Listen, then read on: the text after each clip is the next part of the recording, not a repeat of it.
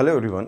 अभी तक हमने सर्कुलर मोशन में देखा कि एंगुलर वेलोसिटी सारे टर्म देखे। अब हम लोग बहुत ही एक इम्पॉर्टेंट कंसेप्ट जो लोग को जनरली कन्फ्यूजन होता है वो है सेंट्रीफ्यूगल फोर्स के बारे में। तो होता क्या है, कहाँ पर अप्लाई करते हैं, होता भी है या नहीं, उस चीज़ को समझने वाले हैं। मान लो कि आप एक किसी ऐसा बना हुआ बॉक्स में आप बैठे हो और ये जो है ये एक्सिस है हमारा, इसलिए एक्सिस बोल रहा हूँ कि इसके अबाउट ये रोटेट कर रहा है। यूनिफॉर्म एंगुलर वेलोसिटी इसका है ओमेगा से, कांस्टेंट है, चेंज नहीं हो रहा है। ठीक है, ये जो हमारा है आर रेडियस है, यहाँ कोई ऑब्जेक्ट रखा हुआ है, बस समझना आप। यहाँ पर आप टेबल पर बैठे हुए हो, ठीक है। अब यहाँ से अगर ग्राउंड से मैं पूछूं कि ये क्या कर रहा है, एक सिस्टम ऐसा बना, आप देखो ना मेले वगैरह में घूमता रहता है, लोग बैठे रहते हैं चेयर पर, सर्कमफ्रेंस पर। तो उस तरह की सिचुएशन मान लो कि आप एक तरफ बैठे हो, दूसरी तरफ कोई ऑब्जेक्ट है रखा हुआ है, सरफेस है। अब यहाँ पर ये फ्रिक्शनलेस नहीं, फ्रिक्शन इसमें है, इस सरफेस में। ग्राउंड से जो पर्सन है, जो ग्राउंड से है, ग्राउंड वाले को क्या ऑब्जर्व करेगा? ग्राउंड ऑब्जर्व करेगा कि ये जो ऑब्जेक्ट है ये मूव कर रहा है ओमेगा से, जिसका रेडियस आर है। तो न्यूटन्स लॉ क्या कहता है कि अगर कोई चीज़ में एक्सेलेरेशन हो रहा है, इस सर्कुलर मोशन में मूव कर रहा है, तो टुवर्ड्स सेंटर एक्सेलेरेशन होगा। इनफॉर्म एक्सेलेरेशन की बात कर रहे हैं, इनफॉर्म ये सर्कुलर मोशन है, ओमेगा कांस्टेंट की बात कर रहा हूँ मैं, ठीक है। तो यहाँ पर पता है कि अगर मूव कर रहा है तो एक्सेलरेट कर रहा है, तो कोई ना कोई फोर्स लग रहा होगा। बात समझ रहे हो आप? तो सबसे बड़ी बात है कि फोर्स कितना लग रहा होगा, ओमेगा से है तो फोर्स जो भी लग रहा होगा वो होगा एम ओमेगा स्क्वायर आर, ठीक है। या अगर v स्पीड दिया हुआ है तो इसको आप सिंपल ऐसा भी लिख सकते हो कि एम वी स्क्वायर आर, ठीक है। ये लिखने की बात बता रहा हूँ, ठीक है, ऐसा भी लिख सकते हो आप। अगर यहाँ पर ये मूवमेंट हो रहा है तो इसकी टेंडेंसी क्या होगी? स्कीड करने की बाहर की तरफ। तो कहीं ना कहीं इस पर कौन ऐसा फोर्स होगा जो सपोर्ट कर रहा होगा? तो that is the static friction, ठीक है। तो यहाँ से हम एक चीज़ समझ में आया कि ये जो मूवमेंट हो रहा है ये क्या है? Static friction. इसको कहीं ना कहीं ये चीज़ प्रोवाइड कर रहा है, इस रोटेशन में मूव कर रहा है।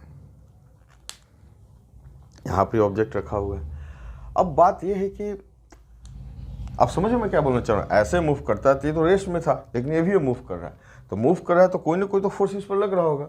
तो कौन सा लग रहा है? फ्रिक्शनल फोर्स लग रहा है। कौन सा? स्टैटिक फ्रिक्शनल फोर्स लग रहा है। अब डिपेंड करता है कि ओमेगा जितना होगा उसके अकॉर्डिंग एडजस्ट करता रहेगा, ठीक है।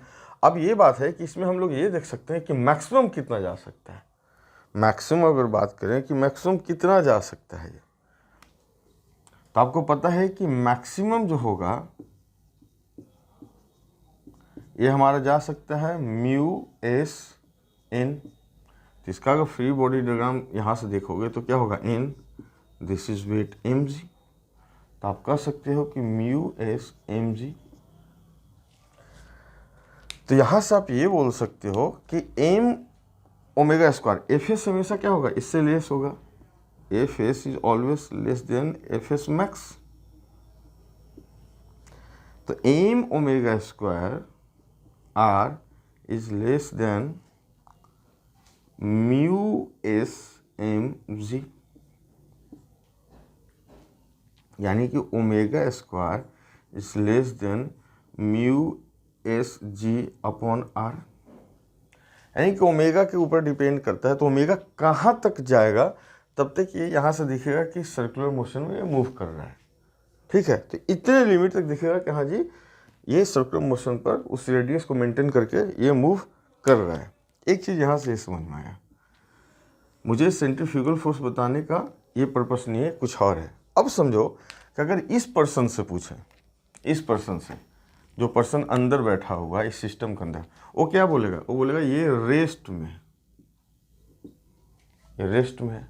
तो ये अगर न्यूटन्स लॉ लगाना चाहे तो रेस्ट में है, तो इस पर नेट फोर्स क्या होना चाहिए? 0 होना चाहिए।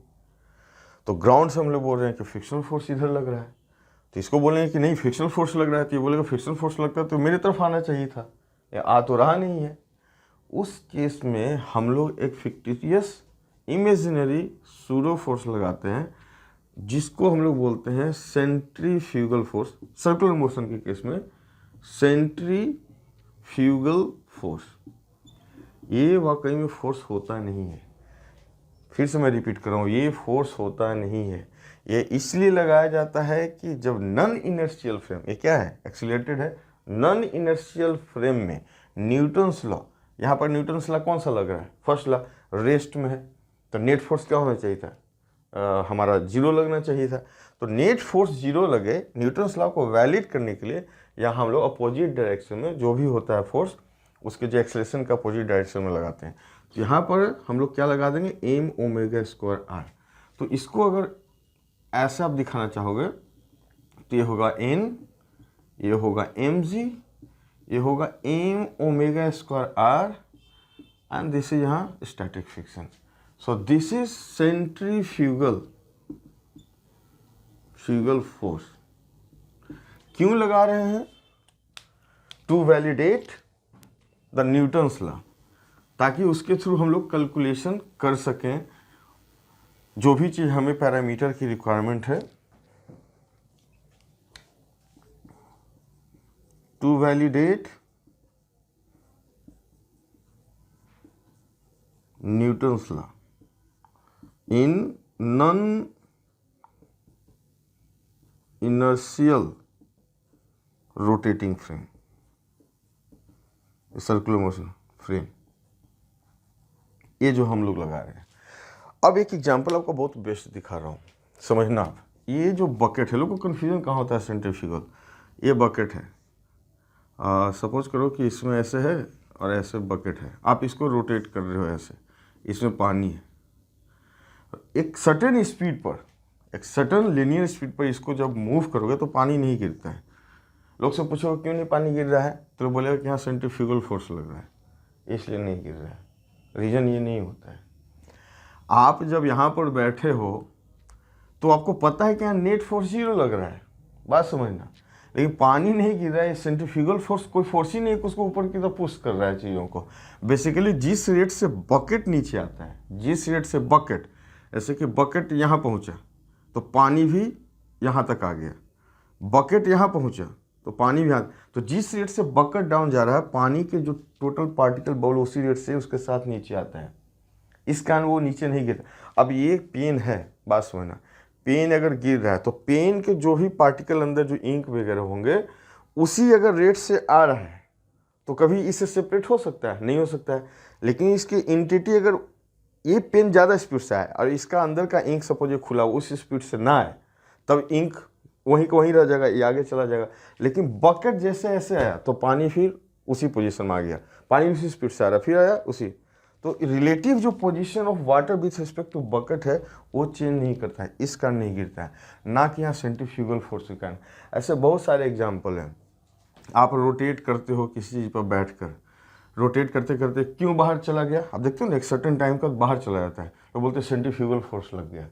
सेंट्रीफ्यूगल फोर्स नहीं लगता है, वो अलग मैकेनिज्म। फ्रिक्शन का क्या लिमिटेशन है, किस डायरेक्शन में जा रहा था, एक सर्टेन स्पीड बढ़ाते हो तो उसका स्कीड कर जाता है वो सेंट्रीफ्यूगल फोर्स का नहीं। तो ये कंफ्यूज नहीं होना, centrifugal force in general really में होता नहीं है। वो हम लोग न्यूटन्स लॉ को वैलिड करने के लिए, उस चीज़ को समझने के लिए हम लोग एक लगा देते हैं इमेजिनरी, ताकि हमारा जो फ्रेम चेंज होने के बाद ही मेरा कंसिडरेशन वो सही रहे, कोई चीज़ को फाइंड आउट करना चाह रहे हैं।